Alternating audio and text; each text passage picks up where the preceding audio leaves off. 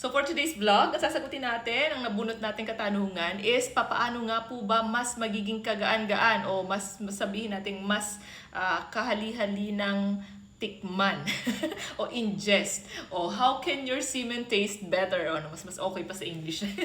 Actually po kasi mga madam and sir, no, if you make changes with your diet and lifestyle, it has a great impact with the semen's taste and even nga po yung smell. So bakit? Kasi the taste described as what? A salty, bitter taste, and slightly sweet. Nakadepende po ito. But there are few tips po that influence the taste of your semen. So number 1, stay hydrated po or uminom tayo ng maraming tubig. Kasi bakit? Alam naman po natin na kapag strong yung flavor o sabihin na lang natin very concentrated ang liquid, kapag hinaluan mo po yan ng tubig, ano nangyayari? Nadidilute yan. So nalilesen yung taste and even nga po yung smell. Number 2, iwasan nyo po yung mga pagkain na merong strong flavors katulad nga po ng bawang, sibuyas, and even yung asparagus. So next, number 3, pakiiwasan po or limitahan lang po natin yung pag-intake ng caffeine. Bakit po? Alam naman po natin na ito ay nagkukos ng dehydration. Kaya nga sinabi natin kanina na mag-increase tayo ng fluid intake, mag-increase tayo ng water sa ating katawan. Bakit po? Para nga po ma-dilute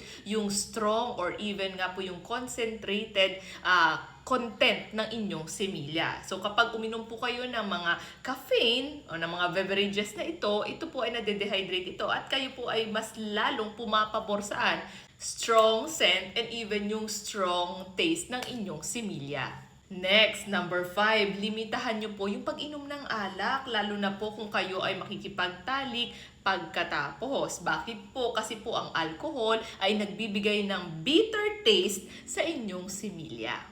Next, number 5, iwasan po or limitahan ang paninigarilyo. Bakit po? Napakalaking impact po ito saan? Sa taste ng lahat ng inyong body fluids. Hindi lamang po sa inyong similya, pwede rin po sa inyong pawis, sa inyong laway. Lahat po ng body fluids ay affected po kapag kayo po ay naninigarilyo. Number 6, kailangan po natin i-maintain yung good hygiene. Pakiusap po, linisan, hugasan ng regular ang inyong pubic area. Yes po mga madam and sir. Bakit po? Para po maging fresh and clean. And lastly po, number 7, i-check po natin baka po kayo ay infected by STI kasi napakalaking impact po ito sa taste ng inyong similya.